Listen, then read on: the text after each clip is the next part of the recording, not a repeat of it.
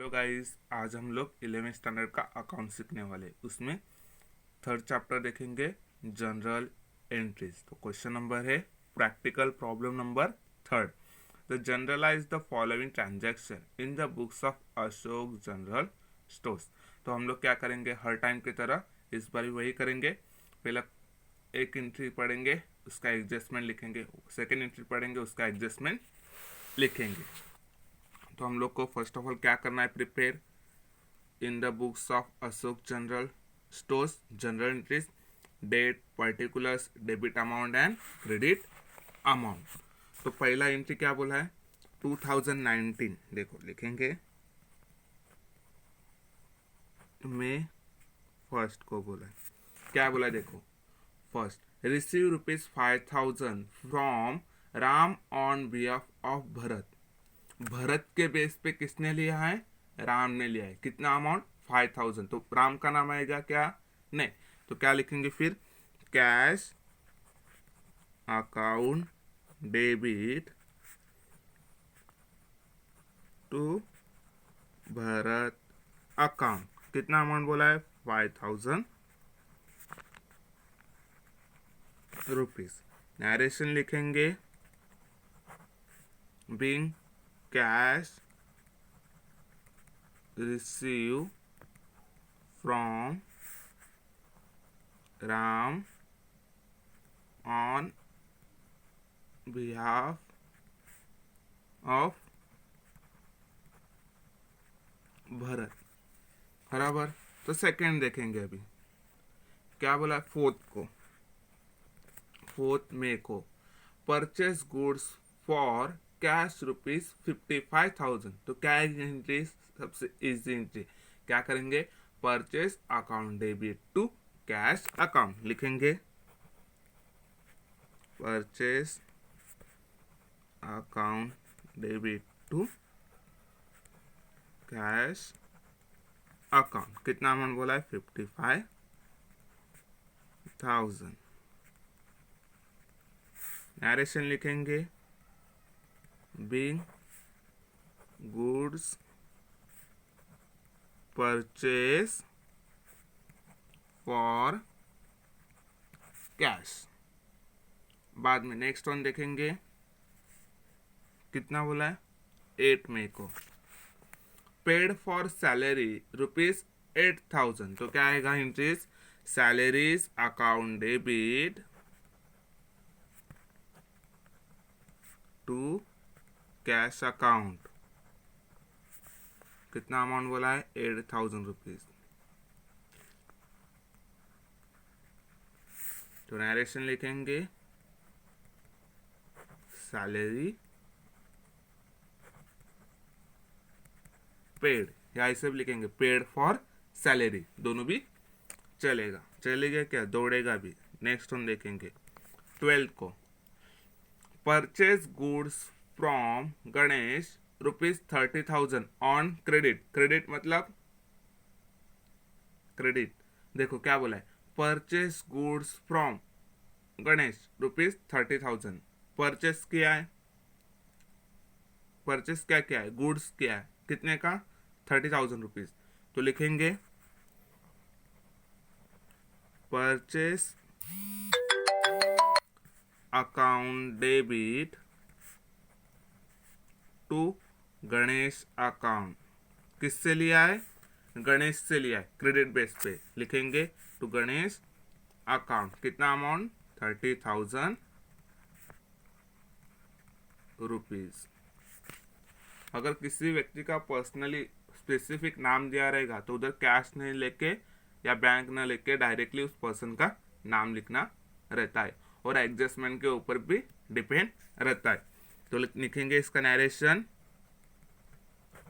Being goods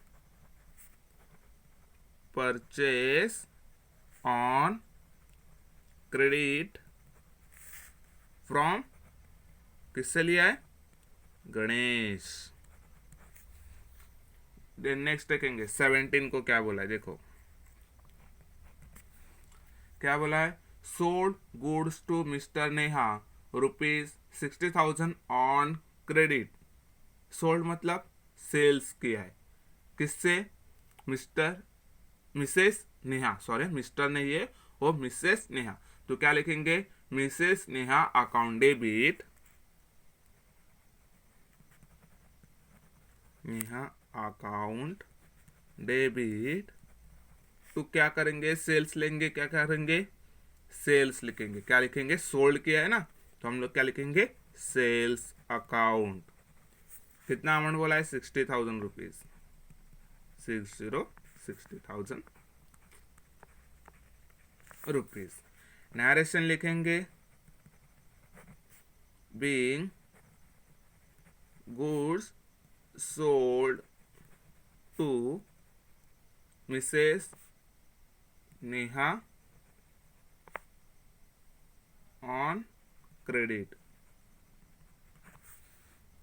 then next लिखेंगे 20 को, 20 मई को। क्या बोला है? Purchase machinery of ₹80,000 at the rate 12% GST and amount paid by cheque. Machinery purchase किया है कितने में? 80,000 में, और उसके ऊपर कितना परसेंट GST लगा है? 12%। मतलब क्या आएगा? CGST पर 6%, SGST पर 6%, और बाकी का बाकी टोटल करके किस में जाएगा? चेक बोला है तो क्या होगा? बैंक आएगा। क्या आएगा? बैंक आएगा। तो लिखेंगे machinery account debit input CGST account debit input SGST account debit to bank account. देखेंगे क्या बोला है? मशीनरी का अमाउंट कितना है? 80,000। लिखेंगे 80,000। बाद में बोला है GST रेट कितना है? 12%। मतलब SGST को कितना जाएगा? 6%, और CGST को भी 6%। तो कितना आएगा? 6%, 4,800 रुपीज, 4,800 रुपीज। तो टोटल करेंगे 89,600। कितना? 89,600 बैंक अकाउंट में जाएगा। तो बाद में लिखेंगे इसका narration, being machinery purchase and paid amount by cheque including क्या किया हम लोग ने? 12% GST। क्या किया है? 12% GST। अगर हम लोग इधर लिखते थे इंक्लूडिंग CGST प्लस SGST 6% तो भी चलता था। बाद में नेक्स्ट देखेंगे 25 को बोला है। कितना? 25 को बोला है। क्या बोला है? देखो, paid to SG and Sons by check ₹30,000। तो लिखेंगे SG and Sons account debit to bank account, SG and Sons account debit to bank account. कितना बोला है अमाउंट? 30,000 रुपीज। तो लिखेंगे 30,000 रुपीज। तो नरेशन लिखेंगे, being amount paid by SG and Sons paid to आएगा। क्या? Amount paid to SG and Sons by cheque, by cheque. किससे दिया है? चेक। मतलब क्या आएगा? बैंक अकाउंट आएगा। बाद में 28 को क्या बोला है, रिसीव कमीशन ₹10,000 फ्रॉम गणेश, तो क्या आएगा, cash account debit to commission account. क्या बोला है, रिसीव कमीशन 10,000 फ्रॉम गणेश, किससे लिया है, गणेश से, तो गणेश का नाम आएगा क्या अभी नहीं, तो क्या आएगा, cash account debit to commission account, लिखेंगे cash account debit to commission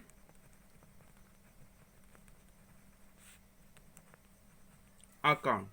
कितना अमाउंट बोला है, 10,000 रुपीज, तो लिखेंगे 10,000 रुपीज। तो नरेशन लिखेंगे being commission receive from Ganesh, commission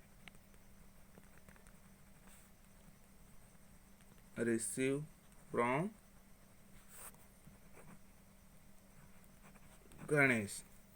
उसके बाद देखेंगे क्या बोला है, पेड रेंट ₹5,000। क्या बोला है, पेड रेंट फॉर 5,000, कब बोला है, 28 को बोला है। क्या बोला है, 28 को। तो क्या लिखेंगे, rent account debit to cash account. कितना अमाउंट बोला है, 5,000 रुपीज। नरेशन लिखेंगे बीइंग रेंट पेड, बाद में लिखेंगे 31 मई को लास्ट एंट्री लिखेंगे, purchase shares of Atul company limited for ₹10,000 through demat account. मतलब क्या हुआ, डीमैट अकाउंट क्या है, बैंक अकाउंट का एक कैश चेक डीमैट जो कुछ भी है वो किधर जाएगा, बैंक अकाउंट में। तो लिखेंगे इन्वेस्टमेंट इन शेयर्स